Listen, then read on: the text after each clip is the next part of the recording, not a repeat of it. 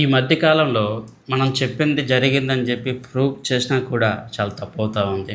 ఏదేమైనా కూడా నేను చెప్పిన అనాలిసిస్ లేదా నేను రికమెండ్ చేసినవి అవి ప్రాఫిట్ ఇచ్చిన దాంట్లో రిజల్ట్ వస్తే తప్పనిసరిగా నేను అవి మీతో డిస్కస్ చేస్తా, షేర్ చేస్తా. 2019లో నేను దుండిగల్ ఏరియాలో 55 లక్షలకి విల్లా అని చెప్పి రికమెండ్ చేస్తే చాలామంది అది ఎలా ఫిజిబుల్ అవుతుంది, లేదా దుండిగల్ ఏరియా ఎందుకు రికమెండ్ చేస్తున్నావు అని చెప్పి నెగిటివ్గా ఆలోచన చేసి ఇన్వెస్ట్మెంట్ చేయకుండా ఉన్నారు.